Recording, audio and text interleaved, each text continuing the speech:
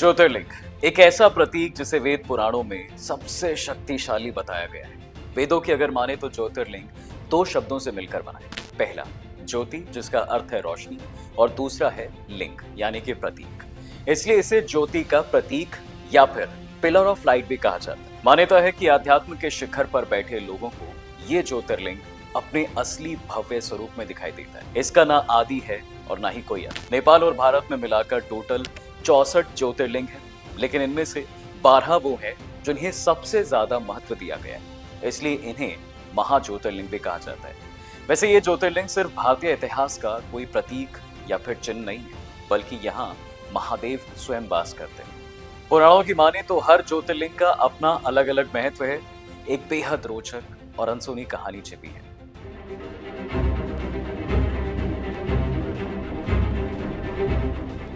ऐसे ही एक पौराणिक कथा के अनुसार एक बार भगवान ब्रह्मा और विष्णु जी, इन दोनों में किसी बात को लेकर वही भीषण बहस छिड़ गई कि सबसे ज्यादा महान कौन है। जब दोनों किसी निष्कर्ष पर नहीं पहुंच पाए तो उन्होंने शिव जी से मदद ली। भगवान शिव ने एक अनंत प्रकाश स्तंभ का रूप धारण किया और दोनों भगवानों से कहा कि एक व्यक्ति इसके ऊपरी सिरे का पता लगाए और दूसरा इसके निचले सिरे का। दोनों में से जो भी कोई इस कार्य को पहले खत्म कर लेगा वही महान होगा। इसके बाद ब्रह्मा जी ऊपरी सिरे को ढूंढने स्वर्ग की तरफ निकल जाते हैं और विष्णु जी जो है वो निचले सिरे को खोजने पाताल लोक। बहुत समय बीत गया, पर दोनों में से किसी को ना तो स्तंभ की शुरुआत का पता चला और ना ही उसके अंत का।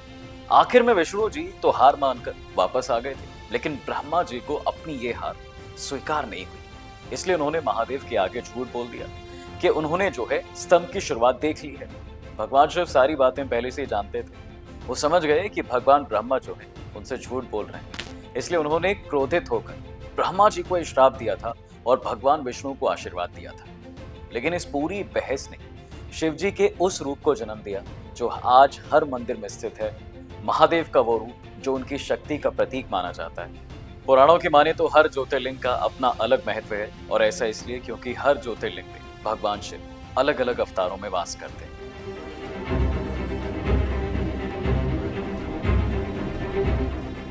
अवंती नगरी, जिसे आज के समय में उज्जैन के नाम से जाना जाता है, कहते हैं पौराणिक काल में इस जगह पर दुष्यंत नाम का एक राक्षस रहा करता है, जिसके अत्याचारों से पूरी नगरी त्राहिमाम त्राहिमाम कर रही थी।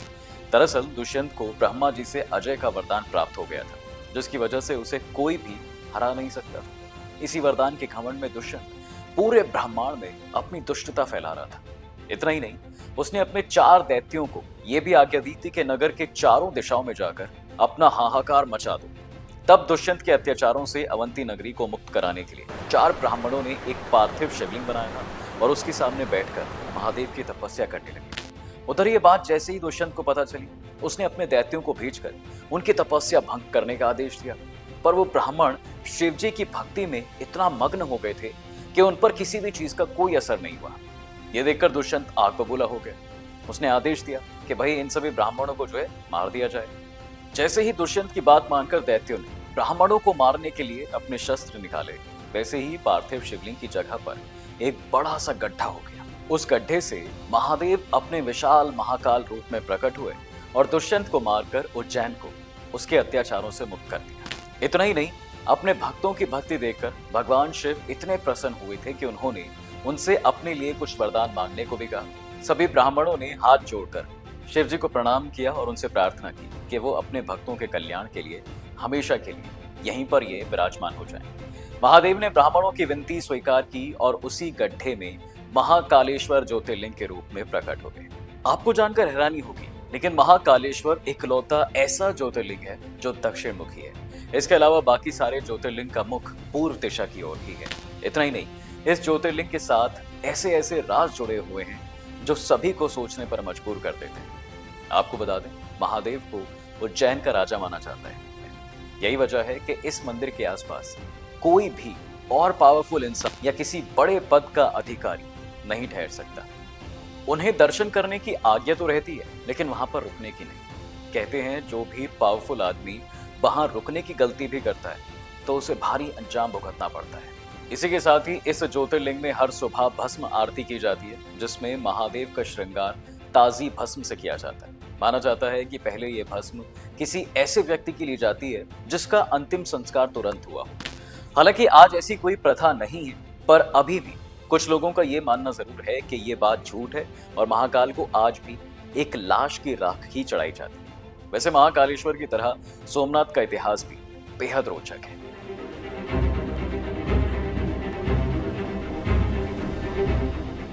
गुजरात में स्थित सोमनाथ ज्योतिर्लिंग भारत का सबसे पहला और प्राचीन ज्योतिर्लिंग है।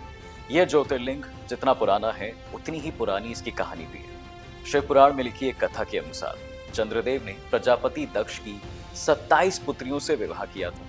इस विवाह से पहले दक्ष ने यह चंद्रदेव के सामने शर्त रखी थी कि भाई वो अपनी हर पत्नी को एक समान दर्जा ही देंगे, पर विवाह के बाद ऐसा कुछ नहीं हुआ। चंद्रदेव अपनी 27 पत्नियों में से एक रोहिणी के प्रेम में इतना डूब गए थे कि वो उनके सिवा बाकी किसी के साथ समय ही नहीं बिताते थे। इतना ही नहीं, वो अपनी बाकी पत्नियों को अनदेखा करने लगे थे। ये बात जैसे ही प्रजापति दक्ष को पता चली, वो गुस्से से आग बबूला हो उठे। उन्होंने चंद्रदेव को ये समझाया था कि जितना हक रोहिणी का आप पर है उतना ही मेरी बाकी पुत्रियों का भी है, इसलिए आप उनका अपमान नहीं कर सकते। पर बहुत समझाने के बाद भी चंद्रदेव ने अपनी पत्नियों को अनदेखा करना कभी नहीं छोड़ा। आखिर में क्रोधित होकर दक्ष ने चंद्रमा को यह श्राप दे दिया कि धीरे धीरे वो अपनी सारी रोशनी खो देंगे और एक दिन वो पूरी तरह से काले पड़ जाएंगे। प्रजापति ने श्राप तो चंद्रदेव को दिया था, पर उसका असर सभी पर हो रहा था, क्योंकि इस श्राप की वजह से पूरी धरती पर अंधकार छा गया था। उधर चंद्रदेव भी समझ चुके थे कि उनसे बहुत बड़ी गलती हो गई है और इसी का पश्चाताप करने के लिए उन्होंने सोमनाथ में एक शिवलिंग की स्थापना करके महादेव की आराधना करना शुरू कर दिया। कुछ ही समय में चंद्रदेव की तपस्या रंग लाई और शिवजी ने उनके सामने प्रकट होकर उन्हें दर्शन दिया। उन्होंने चंद्रदेव को वरदान देते हुए कहा कि जिस तरह आपकी चमक वापस आ जाएगी वैसे ही धीरे धीरे वापस भी जाएगी और ये चक्र हमेशा ऐसे ही चलता रहेगा। इसके बाद महादेव ने चंद्रमा को अपने मस्तक पर स्थान दिया और फिर हमेशा हमेशा के लिए सोमनाथ में एक ज्योतिर्लिंग के रूप में विराजमान हो गए।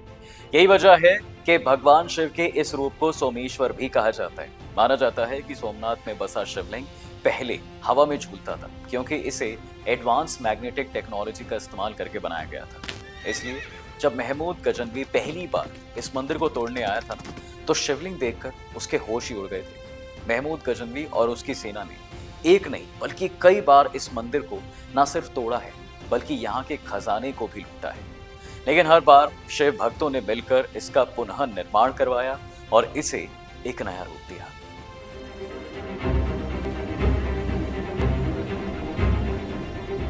हिमालय की ऊंचाइयों पर स्थित केदारनाथ एक ऐसा ज्योतिर्लिंग है जिसके चमत्कार को भक्तों ने साक्षात देखा है। यह मंदिर ऐसे स्थान पर है जहां आकाश और धरती का मिलन होता है। इस मंदिर तक पहुंचने में भक्तों को काफी कठिनाइयों का सामना करना पड़ता है, इसलिए कहते हैं कि यहाँ सिर्फ वही आ पाता है जिसे बाबा ने बुलाया होता है। इस मंदिर के बारे में जो सबसे हैरान करने वाली बात है वो है इसकी बनावट, क्योंकि बिना सीमेंट का इस्तेमाल किए एडवांस स्टोन इंटरलॉकिंग सिस्टम के साथ ये मंदिर कैसे बनाया गया ये किसी को कुछ समझ नहीं आता। क्योंकि ये देखकर मन में एक सवाल जरूर आता है कि क्या उस वक्त हमारे पूर्वज इतनी एडवांस टेक्नोलॉजी को जानते थे, और अगर जानते थे तो उन्होंने इतनी ऊंचाई पर इतने बड़े बड़े पत्थर पहुंचाए कैसे। पहले सवाल आज भी एक बहुत बड़ा राज बना हुआ है।